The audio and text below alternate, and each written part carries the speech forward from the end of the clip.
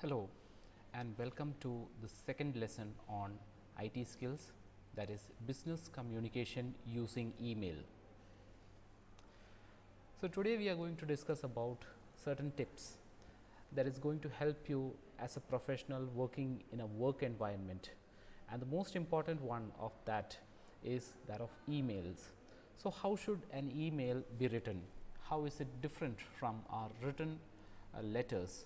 All these are the aspects that we are going to discuss in this lesson. So, let us jump right in. So, the main objectives of this lesson is to identify email etiquettes. That is very important. As a student, it is important to have etiquettes towards your teachers, etc. But in a workplace, you ought to have certain manners towards your superiors, your colleagues, etc. So, it is about identifying the email etiquettes. Respecting others' privacy and others' time is of paramount importance.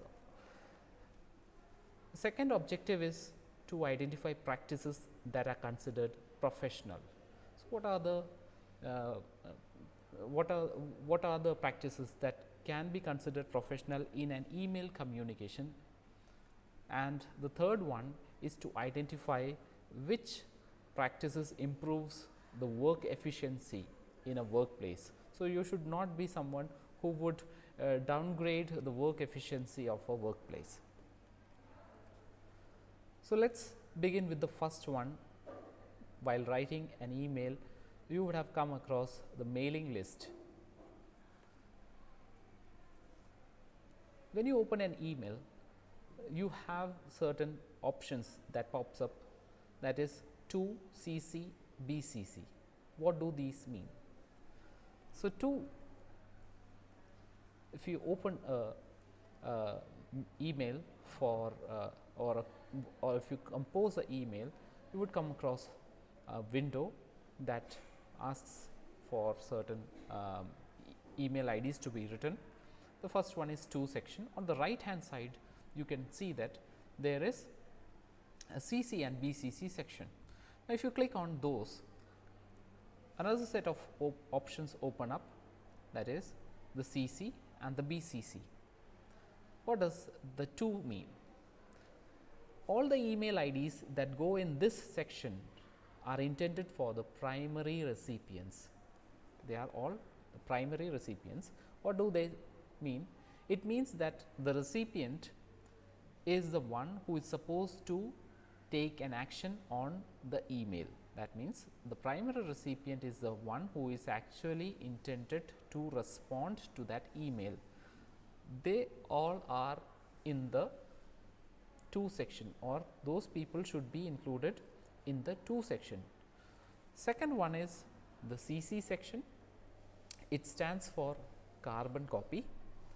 They are basically secondary recipients. These recipients are the ones who are not supposed to take an action for that email, but instead they are sent this mail just for an information sake. We will come to that later on. And the third one is BCC, which stands for blind carbon copy. It means that all the recipients that you put in the blind carbon copy will receive this email, but the others in the group, that is the 2 recipients, that is the primary recipients and the secondary recipients, will not come to know that you have also sent an email to the BCC recipients. Now, the question is, why would you do that, or what is the purpose of this BCC and CC? So, the primary recipients will be able to see the mailing list in the CC section as well. That means, both the primary and the secondary recipients will be able to see. Let us understand this with an example. If you are sending an email to, say, Mr. Jitin in the as a primary recipient in the 2 section, CC carbon copy recipient in the second section, and the third one Mr. Harikrishnan as a BCC recipient then what will happen is that the primary recipient will come to know that an email has been sent to him as well as a secondary recipient. Both of them will know that the mail has been sent to Jitin as well as Sunil. Whereas, if I also send a mail to Harikrishnan as a BCC recipient, Mr. Jitin and Mr. Sunil will not come to know that such a mail has been sent to Mr. Harikrishnan as well. So, the question now arises is, why should you use BCC in the first place and why should you use the CC? Now, if you are including a mail in the CC section, it would be for purpose of tracking by a supervisor or tracking with another mail ID as a backup. Now, if you are sending a mail to the BCC section, it is to protect the privacy of that person, such as associates of your company, clients of your company, etc. Okay. Now, why is that important and how is it made possible? It is made possible because the BCC recipients will not receive the reply or reply to all mails. So, if Jitin or Sunil, for in this instance, replies to the mail that is sent to you, sent by you, Mr. Harikrishnan will not receive the reply mail. That way, Harikrishnan will be spared of the reply mails. Second thing is that it protects the BCC recipients from getting spam mails. We have all come across mails which are forwarded numerous times, and finally, when it comes to your mail, you would be able to see a long list of recipients, that is known as the mail trail.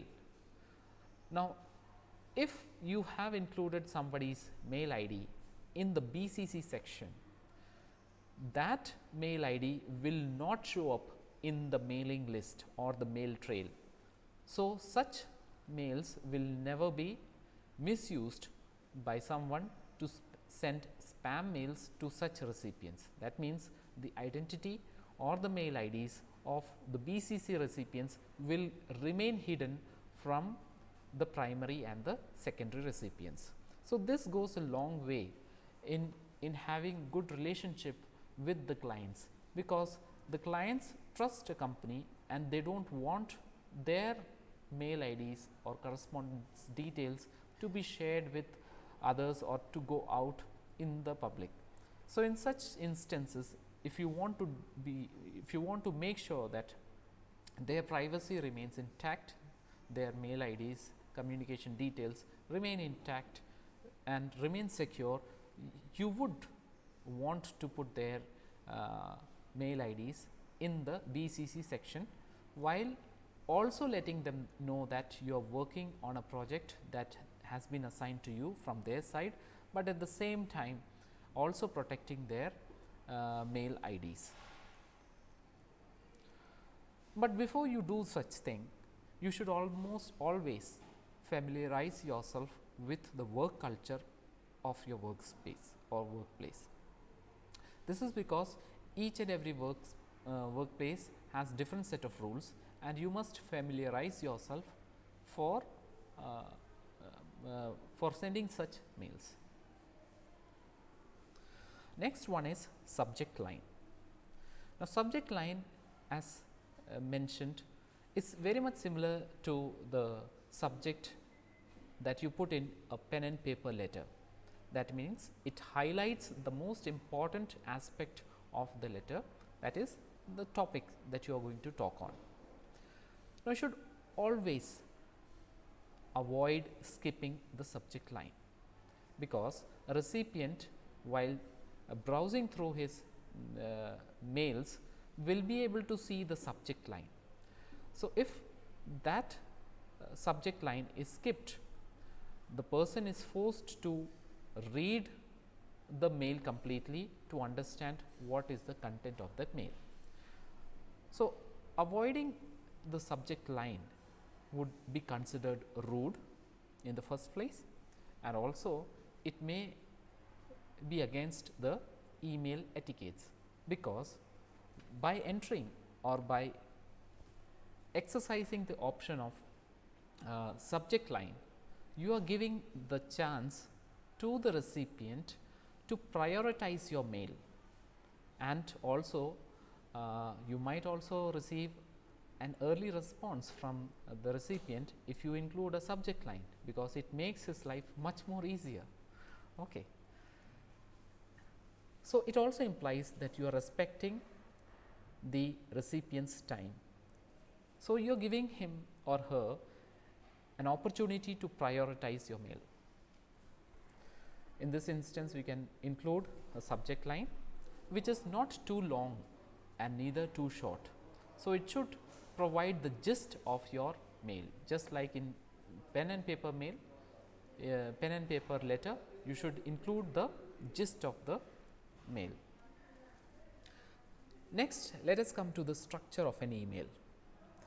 The structure of an email consists of several sections, and we will go in detail one by one.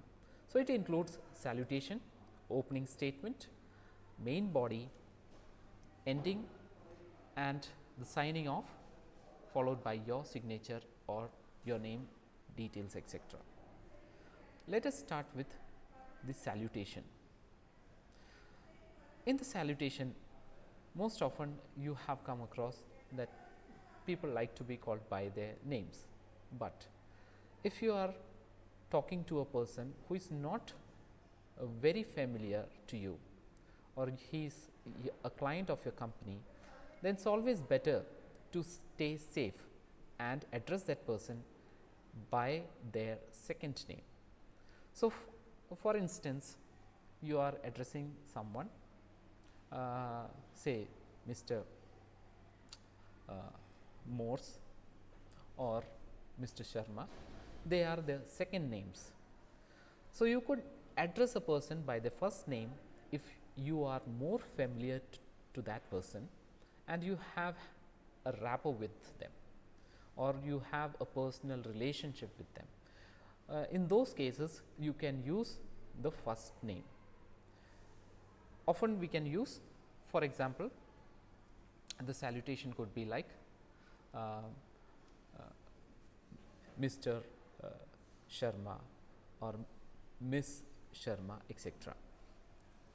Now, there are certain things that you need to understand, that is the work culture of your workspace as well. While talking to your colleagues who are very familiar to you, you could use their first name itself, but while talking to or communicating with clients or superiors, etc., you could use their second name as Mr. followed by the second name, or Miss followed by the second name. There are certain things that we may have to avoid, or we should avoid. Avoid expressions such as Mr. first name or Mrs. first name. That should be totally avoided in business communication, because you use the first name along with the prefixes like dear or Miss, etc. Okay. So, we use Mr. last name and Miss last name. So, Miss stands for both Mrs. or Miss. So, you could use an alternative as Miss for both Miss and Mrs.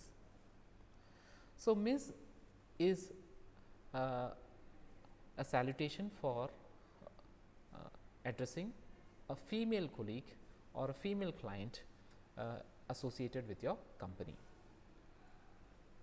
For example, addressing a female named Aruna Roy, you would like to address her as hello Miss Roy, or while addressing a male, you could address that person as hello Mr. Sharma or Mr. Sharma. Now, there are professional salutations other than these, like dear, first name, if that person is more familiar to you, or just hello, or greetings, or hi team if you are addressing a group of people. There are certain terms or things that you should avoid, that is gendered language, exclamation points, writing everything in capital letters. Also avoid using sir and madam, because it is often considered as more orthodox in a work environment or in a contemporary work environment, because most often in modern workspaces everybody is considered equal. So, it gives a better work environment in modern times. So, such usages are actually discouraged at many workplaces, but to be sure better to understand the work culture of your organization before using these terms. Avoid using terms like to whom it may concern, because if you are writing an email, you know the recipient, so such terms or such usages should be avoided. Similarly, avoid using times of the day such as good morning, good evening, especially if you are addressing a foreign client, because that person might be checking the mail at a different time than that of yours. The last one is avoid using usages like dear job title. For example, if I say dear area manager, it means that I don't know that person, and how can that person be dear if I don't know his name. So, avoid using such phrases. Next comes the opening statement. The opening statement is followed by the salutation, and it must be positive as far as possible. How can we make it positive? It has to be in a constructed in such a way that it generates interest in the reader. It should be warm. For example, hope you had an excellent week, or hope this mail finds you in great health and spirit, or I trust you are doing fine, especially if you are communicating with that person for the first time after a few days, etc., or if that person happens to be a client of yours. It is always good to use the opening statements like these. These are not the only ones that you can use. You can use your own creativity to greet the person. So, the opening statement is more like a greeting. Another example is hope you had fun, you are all fun and frolic with people who are more familiar with you. Next one is the main body. The main body of an email is the area wherein you type in all the details of that mail. But there are certain things that you must also remember to include in it, that is to give them a heads up about where you started, or such as this is to make a request if it is a request, or I am reaching out about a particular topic that is under discussion, or I am getting back to you about, if you already had a discussion about this and you want a clarification or something like that, then you would like to use a phrase like this, or this is to follow up from. So, it gives an impetus, it gives a starting point. As discussed earlier is another term or phrase that you can use, as discussed in the foregoing discussions. If it is a discussion that is currently being undertaken, then you can use phrases like these. So, once you have done with, or you are done with the main body, comes the ending sentence or the closing sentence. This again should be warm, polite. At the same time, it encourages the person to reply to your mail. Could be, there are some examples are, I look forward to your feedback on this issue. So, that means you are urging that person to give his or her feedback, or waiting in anticipation of a early and positive reply in case you have requested something such as a leave or maybe a quote from a client, etc. I'd appreciate your prompt attention to this matter. If it is a pressing issue that you want to be resolved, then you could use a sentence like this, so on and so forth. And the last one is the signing off, or that comes at this location, that is the ending or signing off. The signing off statements is basically in a pen and paper letter, you would often see phrases like yours sincerely, yours faithfully, etc. But in an email communication is bit more professional. So, some of those traditional aspects are modified, like common phrases that you would use are best wishes, warm regards, or some other statements or signing of phrases like best, warm regards, many thanks, etc. So, if you are writing the same thing to your friend, those could be different, like thanks or talk soon, cheers, etc. But those things should be avoided in a workplace. Okay. Next comes the signature.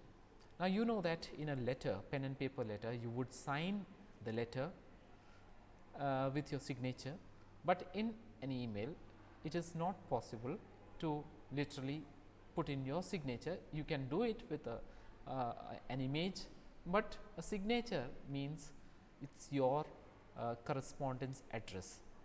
So, it includes your name, your designation, the company where you are working in or an organization where you are working in, and your contact numbers.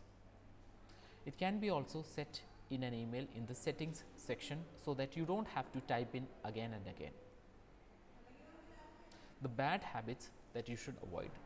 So, once you have understood the structure of an email, the bad habits that you should avoid are sending CC to boss every time, even if it is not mandated in your workplace. Writing everything in caps, it is equivalent to shouting, or it is considered improper. All the communications being sent by email. In a workplace, you need to also have other modes of communication like verbal communication or face-to-face communication as well. So, you should not rely only on the email communication, because that takes away the personal touch or rapport with your colleagues. Similarly, casual fonts, spell errors, SMS languages, etc. will tarnish your reputation as an able employee. So, similarly, you should avoid such mistakes while writing emails. So, the additional resources are also provided in this PowerPoint presentation. You can go through these additional resources, so that you can improve your vocabulary with respect to business communication. I hope you have enjoyed this session and has been informative to you. Hope you can put this into practice and become an able and efficient person. Thank you.